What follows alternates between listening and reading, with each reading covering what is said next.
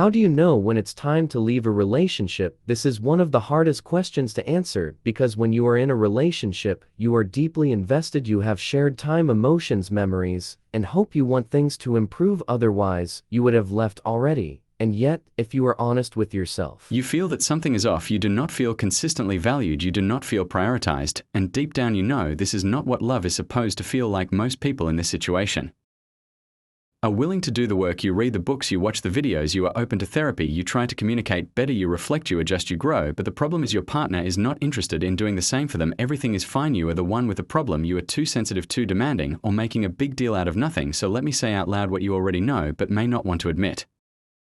Relationships only work when two people are actively participating. Love without action is never enough. Think of it this way: if you stop showing up to your job, you would eventually lose it, no matter how much you love that job. Loving something does not replace responsibility. Showing up matters, and relationships are no different. Emotional closeness requires effort from both people: trust, safety, accountability, empathy, the ability to apologize, the willingness to care how your actions affect the other person. You will never feel close to someone who has no interest in these things. You can keep hoping they will change, you can keep waiting for their potential, you can keep convincing yourself that one day it will be different, but at the end of the day, relationships always require two people doing the work, not one person carrying everything alone. And yes, context matters. Dating is different from marriage. Marriage with children adds even more complexity, and in situations involving abuse, safety always comes first. But when we are talking about dating or emotionally neglectful relationships, the core question remains the same. If you are with someone who consistently prioritizes themselves, avoids responsibility, shows little curiosity about your inner world, dismisses your feelings, and makes no effort to meet your needs, this is not a debate. Love alone does not justify staying. Love is not just a feeling. Love is consideration. Love is respect. Love is choosing someone else's well-being alongside your own, and often one partner sacrifices selfishly, and that partner is usually you. At some point you have to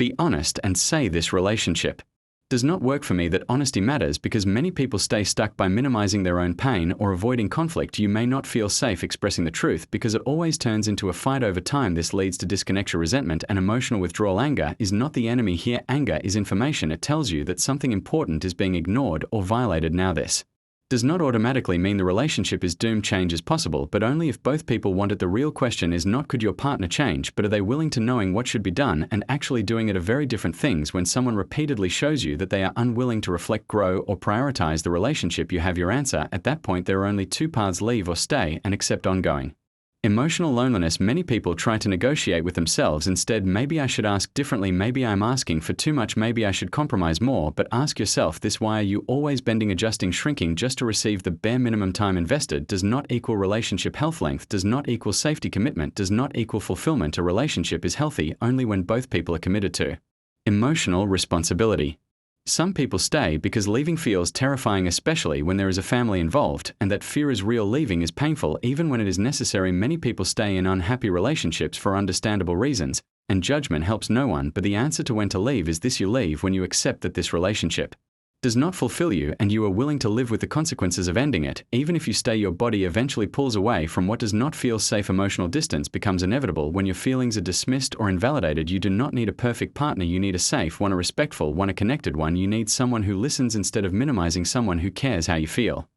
Love someone who still puts an effort, not just at the beginning, but over time. Every relationship involves unmet needs. The real question is, are enough of your needs being met to grieve the ones that are not? If yes, the relationship may be worth continuing. If not, staying means accepting less than you deserve. For those who choose to leave, be prepared. People may misunderstand. Outsiders often blame the person who ended things because they did not see the emotional labor, the loneliness, the repeated attempts to fix what only one person was trying to save. A relationship ending is not a failure. You are not a failure. This experience teaches you something important about boundaries, self-respect, emotional safety, and what you will no longer tolerate. Many of us ignored early red flags.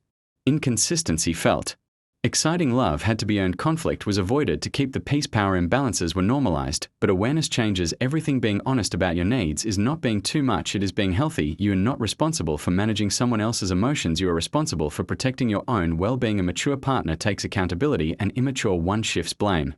Real love allows space for hard conversations without punishment. That is not asking for too much. That is the bare minimum. Whether you stay or leave, growth is still required when you raise your standards and show up with clarity and self-respect. One of two things happens: the relationship grows with you, or it reveals why it cannot. And either way, you gain clarity. You do not do this to change them. You do this to choose yourself. You get to a place where you know If this relationship ends, I will be okay, it will hurt, but I will survive from there. You move forward with honesty, boundaries, and a non-negotiable standard for how you deserve to be treated, because love alone does not sustain relationships. Safety does, respect does, mutual effort does, and without those, letting go is not cruelty, it is self-respect.